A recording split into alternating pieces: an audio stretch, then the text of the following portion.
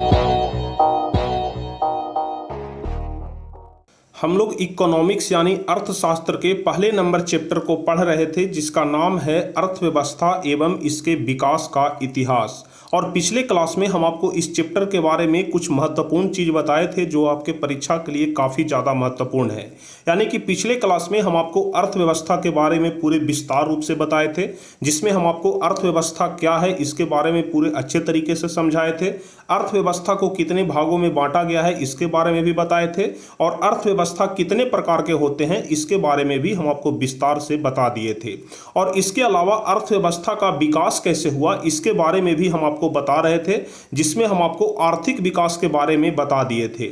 और हम आपको बताए थे कि अर्थव्यवस्था में मुख्य रूप से दो विकास हुए, जिसमें पहला है आर्थिक विकास और दूसरा है मौद्रिक विकास। तो आज के इस क्लास में हम लोग मौद्रिक विकास को ही देखेंगे, क्योंकि आर्थिक विकास के बारे में पिछले क्लास में ही हम आपको समझा चुके हैं।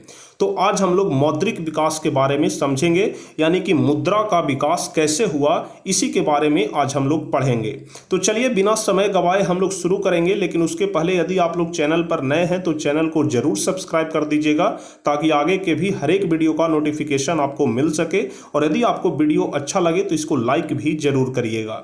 तो चलिए हम लोग समझते हैं कि मुद्रा का विकास कैसे हुआ। बस आप लोग ध्यान से समझिएगा, आपको एक एक बात अच्छे तरीके से समझ में आ जाएगा।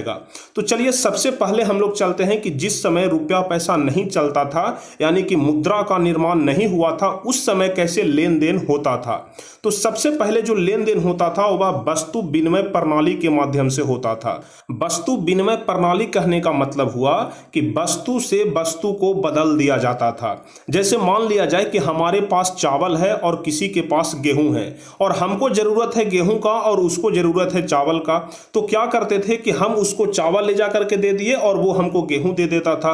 मान लिया जाए कि हमको जरूरत है कपड़े का और किसी के पास बकरी है, तो क्या होता था कि वह बोलता था कि हमें कपड़े का जरूरत है और आपको बकरी का जरूरत है, तो ऐसा करिए हम आपको अपना वाला बकरी दे रहे हैं, आप हमको अपना कपड़ा दे दीजिए। तो इस प्रकार से वस्तु को बदल दिया जाता था, और इसी को बोलते थे वस्तु विनिमय प्रणाली। तो आप लोग वस्तु विनिमय प्रणाली कहने का मतलब समझ गए होंगे कि वस्तु से वस्तु का लेन देन। लेकिन इस प्रणाली में बहुत ज्यादा दिक्कत होता था। अब दिक्कत क्या होता था इसके बारे में आप लोग ध्यान से समझिएगा। दिक्कत यह होता था कि मान लिया जाए कि हमें जरूरत है गेहूं का और किसी को जरूरत है चावल का, और हमारे पास चावल है लेकिन हमको जरूरत है गेहूं का। तो हम चावल लेकर के इधर उधर खोजते फिरते थे कि किसको चावल का जरूरत है जो हमें गेहूं दे सके। तो बहुत मुश्किल से कोई ऐसा व्यक्ति मिलता था जिसको चावल का जरूरत है और जो गेहूं बेचना चाहता है। तो इस प्रकार से वैसे व्यक्ति को खोजना काफी ज्यादा मुश्किल हो जाता था जिसको उस चीज की जरूरत हो। तो इसमें बहुत ज्यादा दिक्कत होता था, और इसी को बोलते हैं वस्तु विनिमय प्रणाली। तो कभी कभी यह भी पूछ दिया जाता है कि वस्तु विनिमय प्रणाली में कौन कौन सा दिक्कत होता था, तो इसके बारे में भी आपको लिखना पड़ सकता है लघुत्तरीय प्रश्न में। तो यहां पर सबसे पहला जो विकास हुआ वह वस्तु विनिमय प्रणाली का ही विकास हुआ। अब लोगों को जब धीरे धीरे कठिनाई महसूस होने लगा कि वस्तु विनिमय प्रणाली में बहुत ज्यादा दिक्कत होता है, तो विकास हुआ मुद्रा का। यानी कि कौन सा प्रणाली आ गया? मौद्रिक प्रणाली आ गया। अब मुद्रा में क्या होता था कि अगर हमें कोई भी वस्तु का जरूरत है तो उसके बदले में वस्तु से वस्तु को बदलना नहीं पड़ता था, बल्कि हम सीधे उसको मुद्रा देते थे और वो हमको वस्तु दे देता था। जैसे मान लिया जाए कि हमको जरूरत है गेहूं का, जैसे हमको 5 किलो गेहूं खरीदना है, तो हम 5 किलो चावल लेके अब नहीं दौड़ते रहेंगे कि किसको 5 किलो चावल का जरूरत है जो हमें गेहूं दे सके, बल्कि सीधे मुद्रा लेकर के जाएंगे, यानी कि रुपया पैसा लेकर के जाएंगे और दुकान से या फिर कहीं से भी जा करके हम लोग गेहूं खरीद करके ले आएंगे। तो इस प्रकार से वस्तु विनिमय प्रणाली से ज्यादा आसान हो गया मौद्रिक प्रणाली, यानी कि अब हम लोग मुद्रा से वस्तुओं एवं सेवाओं को खरीदना शुरू कर दिए, यानी कि मुद्रा से वस्तुओं एवं सेवाओं का विनिमय शुरू हो गया। लेकिन अब इसमें भी लोगों को दिक्कत होने लगा। क्या दिक्कत होने लगा आप लोग ध्यान से समझिएगा। दिक्कत यह होने लगा कि जैसे मान लिया जाए कि हमको 4 लाख रुपए का काम है, मान लिया जाए कि हम कोई ऐसा सामान सामान खरीदने के लिए जा रहे हैं जिसका कीमत 4 लाख रुपया है, तो यदि हम लोग उस सामान को खरीदने के लिए जाएंगे तो हमको 4 लाख रुपया लेकर के जाना पड़ेगा। अब 4 लाख रुपया हम लोग पैकेट में तो नहीं रख सकते हैं, इसके लिए हमको झोला में ले जाना पड़ेगा, चाहे कोई बैग में ले जाना पड़ेगा, बोरा में भर करके ले जाना पड़ेगा, उसमें कुछ सिक्का भी रहेगा, कुछ नोट भी रहेगा, उसका वजन भी बढ़ जाएगा। तो इस प्रकार से मुद्रा को भी ले जाने में काफी ज्यादा दिक्कत होने लगा। तो अब इसके बाद विकास हुआ बैंकिंग प्रणाली का। अब बैंकिंग प्रणाली में क्या होता था कि रुपया को न ले जा करके, यानी कि मुद्रा को साथ में न ले जा करके सिर्फ एक कागज को ले जाते थे जिसका नाम था चेक। आप लोग अभी भी बैंक में जाते होंगे तो बोलते होंगे कि जरा चेक भंजा दीजिए, वही वाला चेक। मतलब उस चेक पर जितना अमाउंट लिख करके हम लोग साइन कर दिए तो समझिए कि वह जो चेक है वह रुपया में बदल जाता है। उसको बैंक में जा करके आप लोग भंजा लीजिए, वहां से आपको रुपया प्राप्त हो जाएगा। तो इस प्रकार से जब वस्तु विनिमय प्रणाली से दिक्कत होने लगा तो मौद्रिक प्रणाली आया, और जब मौद्रिक प्रणाली से भी दिक्कत होना शुरू हो गया तो बैंकिंग प्रणाली आ गया। इसमें क्या होता था कि बस आपको बैंक जाना है और चेक पेपर पर साइन कर देना है, अमाउंट लिख देना है, और जिस भी व्यक्ति को देना है उस व्यक्ति को जाकर के आप दे दीजिए। इस प्रकार के प्रणाली को बैंकिंग प्रणाली बोला गया। लेकिन धीरे धीरे क्या हो गया कि बैंकिंग प्रणाली में भी लोगों को दिक्कत आना शुरू हो गया। अब किस प्रकार का दिक्कत आना शुरू हो गया, आप लोग ध्यान से समझिए। दिक्कत यह आना शुरू हो गया कि लोगों को चेक देना पड़ता था, उसके लिए हमें बैंक जाना पड़ता था, कागज तो पहुंचाना पड़ेगा, यानी कि जो चेक है उसको दूसरे व्यक्ति को देने के लिए हमें वहां पर जाना पड़ेगा। जैसे मान लिया जाए कि कोई व्यक्ति पटना में रहता है और हम रहते हैं बिहार शरीफ में, तो हमको बिहार शरीफ से पटना जाना पड़ेगा, तभी हम दूसरे व्यक्ति को चेक दे सकते हैं। तो लोगों ने सोचा कि चेक देने के लिए हमको बहुत दूर का सफर करना पड़ता है, दूर जाना पड़ता है, कोई ऐसा सिस्टम रहे जिससे कि हमको जाना न पड़े और काम हो जाए। तो इसके बाद विकास हुआ कोर बैंकिंग प्रणाली का। कोर बैंकिंग प्रणाली में क्या होता था कि सिर्फ एक संकेत से एक व्यक्ति के खाते से दूर स्थित दूसरे व्यक्ति को उसी बैंक के माध्यम से पैसे का ट्रांसफर हो जाता था। यानी कि कोर बैंकिंग प्रणाली में क्या होता था कि बैंक से बैंक में पैसा ट्रांसफर हो जाता था। जो पहले सिस्टम था कि पैसा जाकर के देना है, चेक जाकर के देना है, तो अब चेक देने का भी जरूरत नहीं पड़ता था, एक संकेत के माध्यम से। अब संकेत क्या है, कैसे आप लोग समझेंगे कि संकेत के माध्यम से कैसे भेजेंगे? तो संकेत के माध्यम से बहुत ही ज्यादा आसान है। संकेत कहने का मतलब अकाउंट नंबर, IFSC कोड। आप लोग अपने बैंक में जाते हैं और बोलते हैं कि अकाउंट नंबर इतना है, IFSC कोड इतना है, अकाउंट होल्डर नेम इतना है, आप लोग इस पर इतना रुपया भेज दीजिए हमारे बैंक से। तो इस प्रकार के सिस्टम को ही कोर बैंकिंग प्रणाली बोला जाता है। लेकिन इसमें क्या होता था कि आपको बैंक जाना पड़ेगा, बैंक जा करके किसी दूसरे व्यक्ति के खाते का डिटेल आपको बैंक के स्टाफ को बताना पड़ेगा कि उसका अकाउंट नंबर इतना है, IFSC कोड इतना है और व्यक्ति का नाम यह है, इस पर 4,000 रुपया भेज दीजिए, 10,000 रुपया भेज दीजिए। लेकिन इसके लिए तो आपको बैंक जाना पड़ेगा। तो लोगों को अब यहां पर भी कठिनाई होना शुरू हो गया कि उसको बैंक जाना पड़ता था। यानी कि कोर बैंकिंग प्रणाली में भी लोगों को बैंक जाना पड़ता था पैसे ट्रांसफर करने के लिए, तो लोगों को दिक्कत होने लगा। तब क्या हुआ, डेबिट कार्ड का प्रचलन हो गया। अब तो आप लोग जानते हैं कि मोबाइल से मोबाइल में भी ट्रांसफर हो जाता है, बस घर बैठे बैठे 1 मिनट में आप लोग पैसा ट्रांसफर कर सकते हैं। लेकिन उससे भी ज्यादा सुविधा हो गया डेबिट कार्ड। मान लिया जाए कि हमारे पास मोबाइल नहीं है तो हम लोग कैसे पैसा ट्रांसफर करेंगे? लेकिन पहले क्या होता था कि कोर बैंकिंग प्रणाली में बैंक जाना पड़ता था पैसे ट्रांसफर करने के लिए। अगर पैसा का जरूरत है तो उसके लिए आपको बैंक जाना पड़ेगा। तो इसी समस्या को दूर करने के लिए डेबिट कार्ड चलाया गया। डेबिट कार्ड कहने का मतलब एक प्लास्टिक का कार्ड जो बैंक के द्वारा दिया जाए और कहीं पर भी उसका उपयोग करके एक मशीन की सहायता से आप लोग रुपया निकाल सकते हैं। तो यदि पूछा जाए आपसे कि डेबिट कार्ड क्या है, तो ध्यान रखिएगा, बैंक द्वारा दिया गया एक प्लास्टिक का कार्ड जिसके द्वारा बैंक में जमा राशि का उपयोग हम लोग कर सकते हैं। यानी कि अगर हमारे अकाउंट में पैसा है और हमारे पास अगर डेबिट कार्ड है तो हम लोग पैसा निकाल करके उसका उपयोग कर सकते हैं, जिसको आप लोग बोलचाल की भाषा में ATM बोलते हैं। ATM आप लोग जानते होंगे अच्छे तरीके से। हमारे ख्याल से करीब करीब हर एक घर में अब ATM होगा, क्योंकि इंडिया डिजिटल होते जा रहा है, तो आप लोग के पास भी ATM होना काफी ज्यादा जरूरी है। ठीक है, ऐसे तो मोदी जी के सरकार में आप लोग जानते हैं कि कोई भी ऐसा व्यक्ति नहीं होगा जिसका अकाउंट नहीं होगा। आप लोग तो इस बात को भली भांति जानते हैं, चाहे जनधन योजना हो या फिर कोई भी योजना हो, उसके तहत लोगों का अकाउंट खोलवा दिया गया है। तो क्या हुआ कि कोर बैंकिंग प्रणाली में जब लोगों को समस्या होना शुरू हो गया तो डेबिट कार्ड आ गया। अब डेबिट कार्ड के बाद भी लोगों को प्रॉब्लम होने लगा। जब डेबिट कार्ड बैंक के द्वारा जारी किया गया तो लोगों को प्रॉब्लम होना शुरू हो गया। अब क्या दिक्कत आया सामने, बस आप लोग ध्यान से समझिएगा। दिक्कत यह आया कि डेबिट कार्ड में क्या होता था कि अगर हमारे अकाउंट में पैसा है तो ही हम लोग पैसा का उपयोग कर सकते हैं। जाहिर सी बात है कि अगर आपके अकाउंट में पैसा नहीं है तो एटीएम से आप लोग क्या निकालिएगा। जब अकाउंट में पैसा रहता है तभी आप लोग एटीएम से निकाल पाते हैं। तो लोगों को दिक्कत होने लगा कि अरे यार, जब तक हमारे अकाउंट में पैसा नहीं होता है तब तक हम एटीएम से नहीं निकाल पाते हैं, कोई सामान नहीं खरीद पाते हैं। तो इस समस्या को दूर करने के लिए लाया गया क्रेडिट कार्ड। अब क्रेडिट कार्ड में क्या होता था कि अगर आपके अकाउंट में पैसा नहीं भी है फिर भी आप लोग किसी को पे करके कोई सामान खरीद सकते हैं या फिर कोई वस्तु खरीद सकते हैं या फिर किसी को पैसा भी आप पे कर सकते हैं। और बैंक को यह गारंटी दिया जाता है कि अभी हमारे पास पैसा नहीं है लेकिन हम आपको 1 महीने में लौटा देंगे, 2 महीने में लौटा देंगे। और इसीलिए इस कार्ड का नाम पड़ा क्रेडिट कार्ड। मतलब हमें आप पर भरोसा है, जिसके पास भरोसा होता है बैंक उसी को क्रेडिट कार्ड देती है। आप लोग ध्यान रखिएगा। कहने का मतलब कि जिसके पास सरकारी नौकरी होता है मुख्य रूप से उसी को क्रेडिट कार्ड दिया जाता है, या फिर जिसके पास ज्यादा धन संपत्ति होता है, जिसका मासिक आय ज्यादा होता है, उसी को क्रेडिट कार्ड दिया जाता है। सभी लोगों को क्रेडिट कार्ड नहीं दिया जाता है। तो इस प्रकार से धीरे धीरे करके मुद्रा का विकास हुआ। तो अब हम उम्मीद करते हैं कि आप लोग अच्छे तरीके से समझ गए होंगे कि मुद्रा का विकास कैसे हुआ। सबसे पहले वस्तु विनिमय प्रणाली आया। लघुतरीय में आपसे पूछा जा सकता है कि वस्तु विनिमय प्रणाली क्या है और इसकी कठिनाइयां कौन कौन सी हैं, तो इसके बारे में आपको लिखना पड़ेगा। उसके बाद आया मौद्रिक प्रणाली, उसके बाद आया बैंकिंग प्रणाली और उसके बाद आया कोर बैंकिंग प्रणाली। लघुतरीय प्रश्न में यह भी पूछा जाता है कि कोर बैंकिंग प्रणाली क्या है। तो कोर बैंकिंग प्रणाली के बारे में आपको बताना पड़ेगा कि एक संकेत के माध्यम से एक व्यक्ति के खाते से दूर स्थित किसी दूसरे व्यक्ति के खाते में उसी बैंक के माध्यम से पैसा ट्रांसफर करना क्या कहलाता है, कोर बैंकिंग प्रणाली कहलाता है। एटीएम कार्ड या डेबिट कार्ड क्या है, लघुतरीय प्रश्न में पूछा जा सकता है। तो आप लोग को बताना है कि बैंक के द्वारा दिया गया एक प्लास्टिक का कार्ड है जिसके द्वारा बैंक में जमा राशि का हम लोग उपयोग कर सकते हैं। अब आपसे पूछा जा सकता है कि क्रेडिट कार्ड क्या है, तो ध्यान रखिएगा कि बैंक द्वारा दिया गया एक प्लास्टिक का कार्ड, जैसा कार्ड डेबिट कार्ड होता है यानी कि जिस प्रकार का कार्ड एटीएम का होता है उसी प्रकार का कार्ड क्रेडिट कार्ड भी होता है।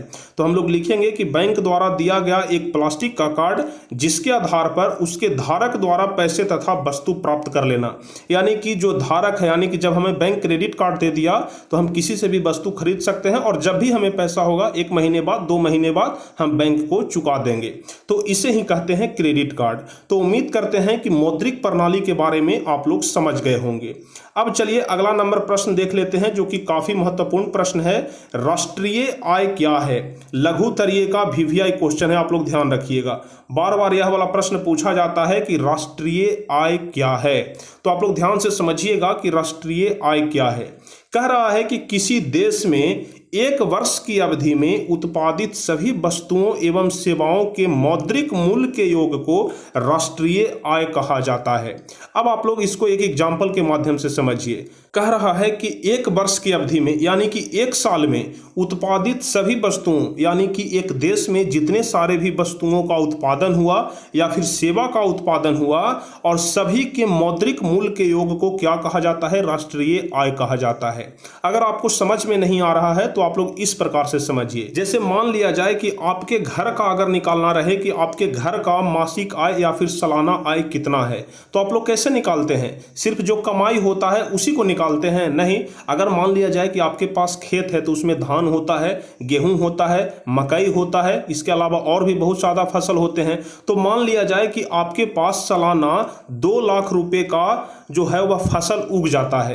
कहने का मतलब कि धान, गेहूं, मक्का, इस प्रकार से जितने सारे भी फसल होते हैं सब मिलाकर के 2 लाख रुपया आ जाता है। और आपके जो पिताजी हैं वह 2 लाख रुपया और एक्स्ट्रा कमा लेते हैं। ठीक है, 2 लाख रुपया और एक्स्ट्रा कमा लेते हैं। तो कोई अगर आपसे पूछेगा कि आपका आमदनी कितना है तो आप लोग सिर्फ 2 लाख बताइएगा कि हम लोग 2 लाख कमाते हैं, बल्कि आपका जितना टोटल आय है, कहने का मतलब कि आप लोग अगर खेती कर रहे हैं तो उससे 2 लाख आ जा रहा है और नौकरी कर रहे हैं उससे 2 लाख आ जा रहा है। मतलब जो हमारा कुल इनकम है वह 4 लाख हो गया। तो इस प्रकार से देश में भी होता है जब राष्ट्रीय आय निकाला जाता है कि जितना सारा भी वस्तु हो गया और जो सेवा हो गया, कहने का मतलब कि जो सरकारी संपत्ति से कोई भी चीज का आमदनी हो रहा है उसको राष्ट्रीय आय में जोड़ा जाएगा। तो इस प्रकार से आप लोग राष्ट्रीय आय के बारे में ध्यान रखिएगा कि किसी देश में एक वर्ष की अवधि में उत्पादित सभी वस्तुओं एवं सेवाओं के मौद्रिक मूल्य के योग को राष्ट्रीय आय कहा जाता है। और आप लोग ध्यान रखिएगा कि जिस देश का राष्ट्रीय आय अधिक होता है वह देश विकसित कहलाता है और जिस देश का राष्ट्रीय आय कम होता है वह अविकसित कहलाता है। घर परिवार में ही आप लोग देखते हैं, जिसके घर में ज्यादा आमदनी होता है वह धनी परिवार कहलाता है और जिसके घर में कम आमदनी होता है वह गरीब परिवार कहलाता है, मध्यम वर्गीय परिवार कहलाता है। तो उसी प्रकार से देश में भी होता है, जिस देश का राष्ट्रीय आय अधिक होगा वह विकसित देश होगा, जिस देश का राष्ट्रीय आय कम होगा वह अविकसित देश कहलाएगा। तो इस प्रकार से आप लोग राष्ट्रीय आय कहने का मतलब समझ गए होंगे। अब चलिए अगला नंबर प्रश्न कह रहा है कि प्रति व्यक्ति आय क्या है। यह सारे प्रश्न जो है वह आपके परीक्षा के लिए काफी ज्यादा महत्वपूर्ण है, क्योंकि जब भी पूछेगा तो 2 नंबर यानी कि लघुत्तरीय प्रश्न में जरूर पूछेगा और आपके लिए यह बोर्ड मॉडल क्वेश्चन है, वीवीआई प्रश्न है, आप लोग ध्यान रखिएगा। तो चलिए हम आपको समझाते हैं कि प्रति व्यक्ति आय क्या है। देखिए, राष्ट्रीय आय को देश की कुल जनसंख्या से भाग देने पर जो भागफल आता है वह प्रति व्यक्ति आय कहलाता है। प्रति व्यक्ति आय को समझने के लिए आप लोग इस प्रकार से समझिए तो ज्यादा समझ में आएगा। मान लिया जाए कि आपके घर में 3 सदस्य हैं और तीनों नौकरी करते हैं, ठीक है, तीनों कोई ना कोई काम करते हैं जिससे आमदनी होता है। एक जो पहले व्यक्ति हैं उनका आमदनी है 10,000, जो दूसरे व्यक्ति हैं उनका आमदनी है 20,000 और जो तीसरे व्यक्ति हैं उनका आमदनी है 30,000। तो हम तो यह तो नहीं बोल सकते हैं कि हमारे घर का जो मासिक आमदनी है यानी कि जो प्रति व्यक्ति आय है, यानी कि एक व्यक्ति 30,000 रुपया कमा रहा है, यह तो हम बिल्कुल नहीं बोलेंगे कि हमारे घर में हर एक व्यक्ति 30,000 रुपया कमा रहा है, क्योंकि सिर्फ एक व्यक्ति है जो 30,000 कमा रहा है, बाकी तो 20,000 10,000 कमाने वाले भी लोग हैं। तो हम लोग यदि निकालें कि हमारे घर का प्रति व्यक्ति आय कितना है तो किस प्रकार से निकालेंगे। तो हम लोग क्या करेंगे कि 30, 20 और 10 को जोड़ देंगे। पहले हम लोग को यह निकालना पड़ेगा कि हमारे घर में टोटल आमदनी कितना हो रहा है। तो टोटल आमदनी निकालने के लिए 30 से 20 50, 50 से 10 60, यानी कि हमारे घर का जो टोटल आमदनी है वह 60,000 रुपया है। ठीक है, अब यदि हम लोगों को प्रति व्यक्ति आय निकालना है, जैसे 60,000 रुपया मंथली हमारे घर में आ रहा है और 3 व्यक्ति हैं, तो 3 व्यक्ति हैं तो 20,000 पड़ा, यानी कि 20 × 60, यानी कि एक व्यक्ति पर 20,000 रुपया पड़ रहा है। तो मान लिया जाए कि यदि एक व्यक्ति पर 20,000 रुपया पड़ रहा है तो हमारे घर का जो प्रति व्यक्ति आय होगा वह 20,000 रुपया होगा। कितना होगा? 20,000 रुपया। जो 10,000 कमा रहा है उसके लिए भी प्रति व्यक्ति आय 20,000 रुपया होगा और जो 30,000 कमा रहा है उसके लिए भी प्रति व्यक्ति आय जो होगा वह 20,000 ही होगा, क्योंकि उसको बराबर बराबर भागों में बांटा जाता है। उसी प्रकार से क्या होता है कि प्रति व्यक्ति आय निकालने के लिए हमारे देश की जो कुल जनसंख्या है उसमें राष्ट्रीय आय से भाग दिया जाता है। एक उदाहरण के लिए हम आपको समझाते हैं। मान लिया जाए कि हमारे देश का जो राष्ट्रीय आय है वह 50 रुपया है। ठीक है, हमारे देश का जो राष्ट्रीय आय है वह 50 रुपया है और हमारे देश की जो जनसंख्या है वह कितना है? 10 लोग हैं। हम सिर्फ मान रहे हैं, आप लोग ध्यान रखिएगा। मान लिया जाए कि हमारे देश में 10 लोग रह रहे हैं और राष्ट्रीय आय कितना है? 50 रुपया है। तो 10 × 5 = 50, यानी कि प्रति व्यक्ति आय कितना हो गया? सिर्फ 5 रुपया हो गया। प्रति व्यक्ति आय कितना हो गया? 5 रुपया हो गया। तो कहने का मतलब हुआ कि जो भी राष्ट्रीय आय होता है और जो कुल जनसंख्या होता है तो राष्ट्रीय आय में कुल जनसंख्या से भाग देना पड़ता है। और यही इसका परिभाषा भी हो जाता है कि राष्ट्रीय आय को देश की कुल जनसंख्या से भाग देने पर जो भागफल आता है वह प्रति व्यक्ति आय कहलाता है। जैसे मान लिया जाए, यहाँ पर कह रहा है कि भागफल जो आता है, जैसे मान लिया जाए कि हमारे देश में 10 लोग रह रहे हैं और राष्ट्रीय आय 50 रुपया है, तो भाग देंगे तो कितना यहाँ पर आएगा? 10 × 5 = 50, पूरे पूरे कटेगा, यानी कि भागफल हमारा कितना आ गया? 5 रुपया आ गया। तो वहीं क्या कहलाएगा? यहीं जो 5 है वह प्रति व्यक्ति आय कहलाएगा। तो उम्मीद करते हैं कि प्रति व्यक्ति आय कहने का मतलब भी आप लोग समझ गए होंगे कि राष्ट्रीय आय को देश की कुल जनसंख्या से भाग देने पर जो भागफल आता है वह प्रति व्यक्ति आय कहलाता है। तो यहां तक तो कोई दिक्कत नहीं होगा, आप लोग अच्छे तरीके से समझ गए होंगे। अब चलिए कुछ ऑब्जेक्टिव क्वेश्चन हैं, यानी कि 1 नंबर के प्रश्न हैं, जिससे भी हम लोग देख लेते हैं और इसको देखने के बाद हम लोग किताब वाले प्रश्न पर चलेंगे। आपकी किताब में भी कुछ वस्तुनिष्ठ प्रश्न है, कुछ खाली स्थान को भरने वाला है, कुछ लघु उत्तरीय है, कुछ दीर्घ उत्तरीय है। वो भी सारे प्रश्न का उत्तर हम आपको बहुत ही सिंपल भाषा में बताएंगे, लेकिन उसके पहले कुछ ऑब्जेक्टिव क्वेश्चन है जिसको हम लोग देख लेते हैं। कह रहा है कि फूट डालो और शासन करो, किसने कहा था? काफी आसान प्रश्न है, आप लोग जानते होंगे कि फूट डालो और शासन करो। ऐसे तो आप लोग जानते हैं कि यह अंग्रेजों का नीति था कि भारतीयों में फूट डालो और भारतीयों पर शासन करो, लेकिन सबसे पहला बार जो यह बात बोला गया था वह लॉर्ड डलहौजी के द्वारा बोला गया था कि फूट डालो और शासन करो। लॉर्ड डलहौजी, आप लोग ध्यान रखिएगा। चलिए उसके बाद अगला नंबर प्रश्न है कि आर्थिक क्रियाएं क्या है? तो इसका जवाब होगा कि हमारी वे सारी क्रियाएं जिनसे हमें आय प्राप्त होती है आर्थिक क्रिया कहलाती है। यानी कि जो भी काम हम कर रहे हैं यदि उससे आमदनी हो रहा है तो वह आर्थिक क्रिया कहलाएगा। आप लोग ध्यान रखिएगा। चलिए तीसरा नंबर प्रश्न है कि अर्थव्यवस्था आजीविका अर्जन की एक प्रणाली है, यह कथन किसका है? यानी कि यह बात किनके द्वारा बोला गया है कि अर्थव्यवस्था आजीविका अर्जन की एक प्रणाली है? तो आप लोग ध्यान रखिएगा, यह ब्राउन के द्वारा बोला गया है। ऑब्जेक्टिव क्वेश्चन में पूछता है इसलिए हम आपको बता रहे हैं, आप लोग ध्यान रखिएगा। चलिए चौथा नंबर प्रश्न है कि प्राथमिक क्षेत्र को खाली स्थान भी कहा जाता है। तो हम आपको बताए थे कि प्राथमिक क्षेत्र को कृषि क्षेत्र भी कहते हैं। वहीं अगर द्वितीय क्षेत्र की बात कर लें तो द्वितीय क्षेत्र को औद्योगिक क्षेत्र भी बोलते हैं, और यदि हम लोग तृतीयक क्षेत्र की बात कर लें तो तृतीयक क्षेत्र को सेवा क्षेत्र भी बोला जाता है। तो प्राथमिक को कृषि क्षेत्र, द्वितीयक को औद्योगिक क्षेत्र और तृतीयक को सेवा क्षेत्र, आप लोग ध्यान रखिएगा। चलिए सातवां नंबर प्रश्न है कि अर्थव्यवस्था कितने प्रकार के होते हैं? तो हम आपको बताए थे कि अर्थव्यवस्था 3 प्रकार के होते हैं। पहला होता है पूंजीवादी अर्थव्यवस्था, जिस पर किसी निजी व्यक्ति का हक होता है। दूसरा होता है समाजवादी अर्थव्यवस्था, जिस पर कि सरकार का हक होता है। और तीसरा होता है मिश्रित अर्थव्यवस्था, जिस पर कि निजी व्यक्ति और सरकार दोनों का हक होता है। तो इस प्रकार से अर्थव्यवस्था के 3 प्रकार हम आपको बताए थे। अब चलिए अगला नंबर प्रश्न है कि वृद्धि शब्द का प्रयोग किस संबंध में किया जाता है? आप लोग आर्थिक वृद्धि के बारे में सुने होंगे, और एक होता है आर्थिक विकास। आर्थिक वृद्धि और आर्थिक विकास, कभी कभी यह वाला प्रश्न पूछ दिया जाता है कि आर्थिक विकास और आर्थिक वृद्धि में क्या अंतर है।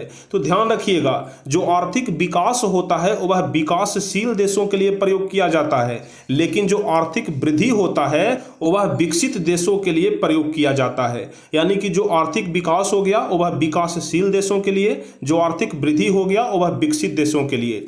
अब आप लोग सोच रहे होंगे कि विकसित और विकासशील में क्या अंतर होता है? तो ध्यान रखिएगा, विकासशील हम वैसे देश को कहते हैं जो भी पूर्ण रूप से विकसित नहीं हुआ है, यानी कि विकास के रास्ते पर है लेकिन अभी विकास उसमें नहीं हुआ है, अभी विकासशील है, यानी कि लगातार वह विकास कर रहा है लेकिन अभी पूरा विकसित नहीं हुआ है। जैसे हमारा देश भारत अभी विकासशील देश है, पूर्ण रूप से विकसित नहीं हुआ है। लेकिन वहीं हम लोग अमेरिका की बात कर लें तो वह एक विकसित देश है, यानी कि वह पूर्ण रूप से विकसित कर गया है। तो इस प्रकार से आप लोग विकसित और विकासशील का मतलब भी ध्यान रखिएगा। चलिए 9वां नंबर प्रश्न है कि अभी कौन सा पंचवर्षीय योजना चल रही है? कल हम आपको बताए थे पिछले क्लास में कि अभी कौन सी पंचवर्षीय योजना चल रही है। तो अभी 13वीं पंचवर्षीय योजना चल रही है, जो कि 2017 में शुरू हुआ और 2022 में खत्म होना है। आप लोग ध्यान रखिएगा। चलिए 10वां नंबर प्रश्न है कि भारत में आर्थिक विकास का श्रेय किसे दिया जाता है? तो ध्यान रखिएगा, भारत में आर्थिक विकास का जो श्रेय है वह आर्थिक नियोजन को दिया जाता है। ठीक है, इसलिए इसका जवाब क्या हो जाएगा? आर्थिक नियोजन को। चलिए अगला नंबर प्रश्न है कि योजना आयोग के पदेन अध्यक्ष कौन होते हैं? हम आपको बताए हैं कि योजना आयोग के पदेन अध्यक्ष कौन होते हैं। जो वर्तमान प्रधानमंत्री होते हैं वही योजना आयोग के पदेन अध्यक्ष होते हैं। यानी कि अभी कौन है योजना आयोग के अध्यक्ष? तो नरेंद्र मोदी हैं। नरेंद्र मोदी के पहले कौन थे? मनमोहन सिंह थे। और सबसे पहले योजना आयोग के अध्यक्ष कौन थे? तो पंडित जवाहरलाल नेहरू थे। आप लोग ध्यान रखिएगा।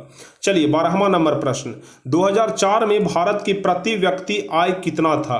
तो आप लोग ध्यान रखिएगा, 2004 ईस्वी में भारत का प्रति व्यक्ति आय मात्र 28,000 रुपये था। यानी कि एक व्यक्ति पर 28,000 रुपया पड़ता था 2004 ईस्वी में। और एक व्यक्ति पर जितना भी रुपया पड़ता है उसी को प्रति व्यक्ति आय कहते हैं। हम आपको प्रति व्यक्ति आय कहने का मतलब अभी विस्तार रूप से समझा दिए। चलिए अगला नंबर प्रश्न है कि भारत में पहली मानव विकास रिपोर्ट कब जारी की गई? मानव विकास रिपोर्ट के बारे में हम आपको आगे बताएंगे, क्योंकि यह वाला प्रश्न जो है वो आपके किताब में दिया हुआ है, तो जब किताब वाला प्रश्न हम आपको बताएंगे तो वहां पर मानव विकास रिपोर्ट या फिर मानव विकास सूचकांक के बारे में हम आपको बताएंगे। तो ध्यान रखिएगा, भारत में पहली मानव विकास रिपोर्ट कब जारी की गई? तो अप्रैल 2002 ईस्वी में। चलिए अगला नंबर प्रश्न कह रहा है कि बिहार के विकास के बिना भारत का विकास संभव नहीं है, यह किसने कहा था? यानी कि भारत का विकास तभी हो सकता है जब बिहार का विकास हो, यह किनका कथन है? तो पूर्व राष्ट्रपति डॉक्टर एपीजे अब्दुल कलाम के द्वारा यह बात बोला गया था। ठीक है, एपीजे अब्दुल कलाम के द्वारा ही बोला गया था कि बिहार के विकास के बिना भारत का विकास संभव नहीं है। अगला प्रश्न कह रहा है कि झारखंड बिहार से कब अलग हुआ? तो यह वाला भी काफी महत्वपूर्ण ऑब्जेक्टिव क्वेश्चन है, आप लोग ध्यान रखिएगा कि झारखंड बिहार से 15 नवंबर 2000 ईस्वी को अलग हुआ था। 16वां नंबर प्रश्न कह रहा है कि गरीबी कैंसर रोग की तरह है, यह किसने कहा था? यानी कि जो गरीबी है वह कैंसर रोग की तरह है, यह कथन किसका है? तो ध्यान रखिएगा कि यह कथन कुजनेट का है। ठीक है, काफी महत्वपूर्ण है, आप लोग ध्यान रखिएगा। चलिए अगला नंबर प्रश्न, नरेगा का फुल फॉर्म क्या होता है? नरेगा, NREGA, तो नरेगा का फुल फॉर्म होता है national rural employment guarantee act. आप लोग ध्यान रखिएगा, national rural employment guarantee act, इसी को नरेगा बोला जाता है, आप लोग ध्यान रखिएगा। चलिए यदि हम लोग हिंदी में इसका बात करें तो इसको हिंदी में बोला जाता है राष्ट्रीय ग्रामीण रोजगार गारंटी योजना।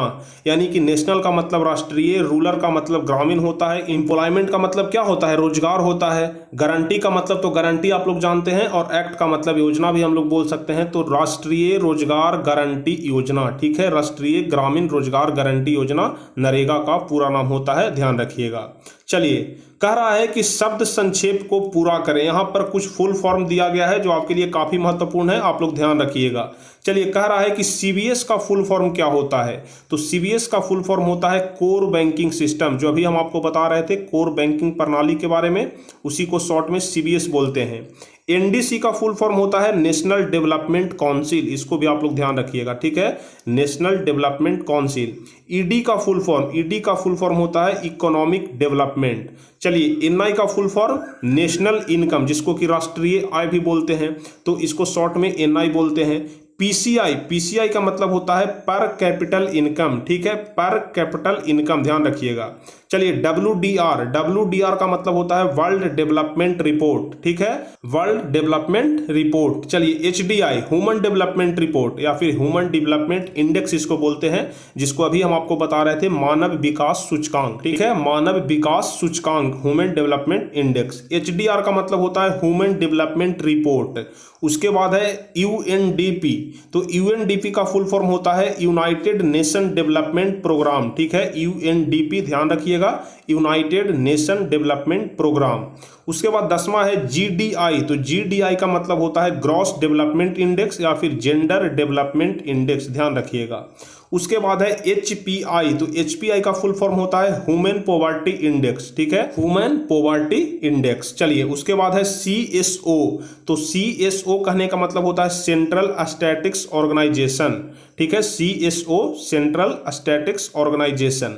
उसके बाद होता है आईटी कहने का मतलब होता है इंफॉर्मेशन टेक्नोलॉजी, ध्यान रखिएगा। उसके बाद है एनएचडीआर, तो एनएचडीआर कहने का मतलब होता है नेशनल ह्यूमन डेवलपमेंट रिपोर्ट। ठीक है, नेशनल ह्यूमन डेवलपमेंट रिपोर्ट, यानी कि राष्ट्रीय मानव विकास सूचकांक या फिर राष्ट्रीय मानव विकास रिपोर्ट, आप लोग ध्यान रखिएगा। उसके बाद 15वां है पीडीएस, तो पीडीएस का फुल फॉर्म होता है पब्लिक डिस्ट्रीब्यूट सिस्टम। ठीक है, पब्लिक डिस्ट्रीब्यूट सिस्टम। इस प्रकार से हम आपको 15 फुल फॉर्म बताए, इसको ध्यान रखिएगा, आपके परीक्षा के लिए काफी ज्यादा महत्वपूर्ण है। चलिए 16 नंबर प्रश्न कह रहा है कि भारत में योजना आयोग का गठन कब हुआ था? तो पिछले क्लास में हम आपको बताए थे कि भारत में योजना आयोग का गठन हुआ था 15 मार्च 1950 ईस्वी को। उसके बाद 17 नंबर प्रश्न है कि भारत में आर्थिक विकास का श्रेय किसे दिया जाता है? तो अभी हम आपको बताएं कि भारत में आर्थिक विकास का जो श्रेय है वह आर्थिक नियोजन को दिया जाता है। चलिए उसके बाद अगला प्रश्न है कि राष्ट्रीय विकास परिषद का गठन कब हुआ? तो राष्ट्रीय विकास परिषद का गठन हुआ था 6 अगस्त 1952 ईस्वी को, आप लोग ध्यान रखिएगा। उसके बाद 19वां नंबर प्रश्न है कि विश्व बैंक का मुख्यालय कहाँ है, तो वाशिंगटन में है। आप लोग ध्यान रखिएगा, वाशिंगटन में विश्व बैंक का मुख्यालय है, इसको ध्यान रखिएगा। चलिए अगला नंबर प्रश्न है कि मानव विकास के तर्ज पर भारत की पहली कब और कहाँ लाया गया। मानव विकास के तर्ज पर भारत में पहली बार कब और कहाँ लाया गया, तो ध्यान रखिएगा मानव विकास जो है वह भारत में सर्वप्रथम 23 अप्रैल 2002 ईस्वी को अटल बिहारी वाजपेयी के द्वारा सर्वप्रथम दिल्ली में लागू किया गया था, ध्यान रखिएगा। चलिए 21वां नंबर प्रश्न, मानव विकास के कितने सूचक हैं, तो मानव विकास के 3 सूचक हैं, यानी कि मानव कितना विकास किया है इसको निकालने के लिए 3 सूचक हैं। पहला जीवन आशा, दूसरा जीवन स्तर और शिक्षा व्यवस्था, यानी कि शिक्षा का स्तर कैसा है, जीवन का स्तर कैसा है और जीवन आशा कैसा है, यह तीनों को देखते हुए मानव विकास रिपोर्ट तैयार किया जाता है। चलिए 22वां नंबर प्रश्न कह रहा है कि गरीबी रेखा का निर्धारण कैलोरी के आधार पर शहरी एवं ग्रामीण क्षेत्रों पर कितना है, तो ध्यान रखिएगा कि गरीबी रेखा का निर्धारण यदि कैलोरी के आधार पर किया जाए तो शहरों में जो क्या होता है 2100 कैलोरी और ग्रामीण में 2400 कैलोरी में बांटा जाता है। यानी कि अगर किसी व्यक्ति को भोजन जो है वह 2100 कैलोरी से कम मिल रहा है तो वह गरीबी रेखा में है, और यदि गांव में 2400 कैलोरी से कम मिल रहा है तो वह फिर गरीबी रेखा से नीचे है, इसको ध्यान रखिएगा। अब आपको हम बताते हैं बीमारू राज्य कहने का मतलब। बीमारू का स्पेलिंग क्या होता है, BIMARU। ध्यान से आप लोग देखिएगा, यदि बीमारू का बात करें तो बीमारू मतलब होता है BIMARU। बीमारू का स्पेलिंग यही होता है, जिसमें BI से हो जाता है बिहार, M से हो जाता है मध्य प्रदेश, A से हो जाता है असम, R से राजस्थान और U से यूपी।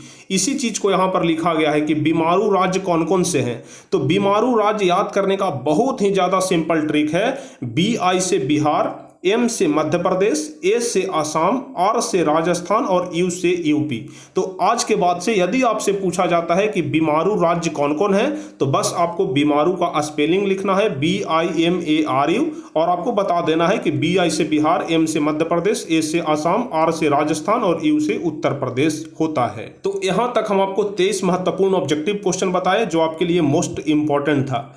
अब इसके बाद यहाँ से आपका प्रश्नावली शुरू हो जाता है, यानी कि वैसे प्रश्न जो आपकी किताब में दिए हुए हैं, जिसमें सबसे पहला है कुछ वस्तुनिष्ठ प्रश्न, उसके बाद है कुछ खाली स्थानों को भरने वाला, उसके बाद है लघु उत्तरीय और उसके बाद है दीर्घ उत्तरीय। तो जो प्रश्नावली है यानी कि जो आपके किताब का जो प्रश्न है उसको हम लोग अगले वीडियो में कंप्लीट करेंगे। फिलहाल आज के लिए हम यहीं तक समाप्त करते हैं। उम्मीद करते हैं कि आज के इस क्लास में बताए गए एक एक बात को आप लोग अच्छे तरीके से समझ गए होंगे, किसी प्रकार का कोई डाउट नहीं होगा। एक एक बात आप लोग को समझने में काफ़ी ज़्यादा आसानी होगा, बहुत ही सिंपल भाषा में हम आपको बताए हैं, इसलिए यह उम्मीद भी कर रहे हैं कि आप लोग एक एक चीज़ को अच्छे तरीके से समझ गए होंगे।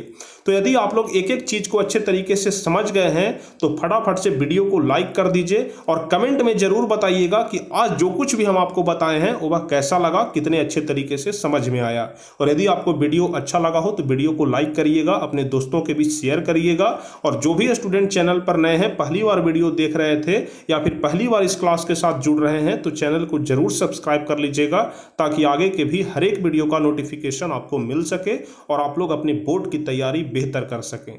तो चलिए फिर मिलते हैं अगले क्लास में, तब तक के लिए जय हिंद, धन्यवाद।